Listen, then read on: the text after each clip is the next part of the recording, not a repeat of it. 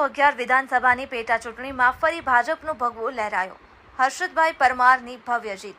ઉમરેઠમાં વિશ્વાસની પરંપરા યથાવત। પુત્ર હર્ષદભાઈએ પિતાનો રેકોર્ડ તોડી જીત હાંસલ કરી। ઉમરેઠ વિધાનસભા બેઠકની પેટા ચૂંટણીમાં એક ભાવનાત્મક અને પ્રેરણાદાયી પરિણામ સામે આવ્યું છે। બાપ કરતા બેટો સવાયો કહેવતને સાકાર કરતા ભાજપના ઉમેદવાર હર્ષદ પરમારે ભવ્ય જીત મેળવી છે અને પોતાના સ્વર્ગસ્થ પિતા ગોવિંદભાઈ પરમારનો રેકોર્ડ તોડી નવો ઇતિહાસ બનાવ્યો। વર્ષ 2022ની ચૂંટણીમાં ગોવિંદભાઈ પરમારે 26,717 મતોથી જીત મેળવી હતી અને વિસ્તારમાં વિકાસ અને વિશ્વાસની મજબૂત પાયા રચ્યા હતા। તેમના આકસ્મિક નિધન બાદ ખાલી પડેલી બેઠક માટે એપ્રિલ 2026માં યોજાયેલી પેટા ચૂંટણીમાં 59.4% મતદાન નોંધાયું હતું। આ ચૂંટણીમાં ભાજપે ગોવિંદભાઈના પુત્ર હર્ષદ પરમારને મેદાનમાં ઉતાર્યા અને મતદાતાઓએ પરિવાર પ્રત્યેનો વિશ્વાસ ફરી વ્યક્ત કર્યો। પરિણામે હર્ષદ પરમારે આશરે 30,500 મતોથી પ્રચંડ વિજય મેળવી પિતાના માર્ગને આગળ વધારવાનો સંકલ્પ મજબૂત કર્યો છે।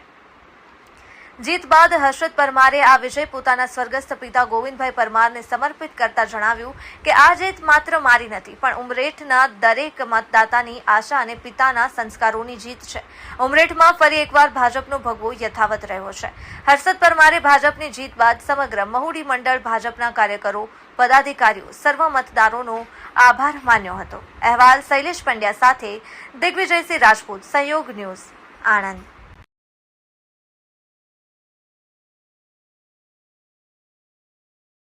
ઉમરેઠ વિધાનસભાની પેટા ચૂંટણીમાં આદરણીય હર્ષદભાઈ પરમારનો ભવ્ય વિજય થયો છે।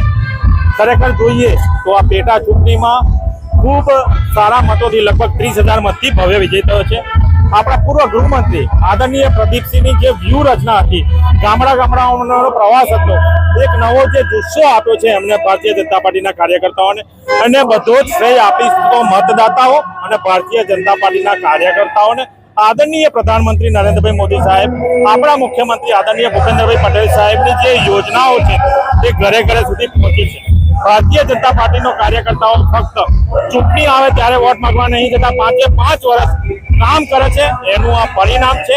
અને આદરણીય જે ગોવિંદભાઈ પરમારજીનો સ્વર્ગવાસ થયો છે, એમની જે વિકાસના કામો હતા એના કામોને લીધે પણ જે એક મતદાતાઓએ મન બનાવી લીધેલું હતું, ગમનને મત આપવાનું, એનું આ પરિણામ છે। ખૂબ ખૂબ અભિનંદન આપું છું આપણા સંજયભાઈ પટેલ, જિલ્લા અધ્યક્ષ, ભારતીય જનતા પાર્ટીની પૂરી ટીમ, બધા જ વિધાનસભાના ધારાસભ્યો, ભારતીય જનતા પાર્ટીના સૌ કાર્યકર્તાઓ, સંગઠન અને સરકાર સાથે કામ કરે એનું પરિણામ પણ આપણે સૌ જોઈ રહ્યા છે। પશ્ચિમ બંગાળમાં પણ જ્યારે કમળ ખીલ્યું છે ત્યારે આદરણીય ગૃહમંત્રી અમિતભાઈ શાહ સાહેબને, આપણા પ્રધાનમંત્રી નરેન્દ્રભાઈ મોદી સાહેબને પણ હું ખૂબ ખૂબ અભિનંદન આપું છું।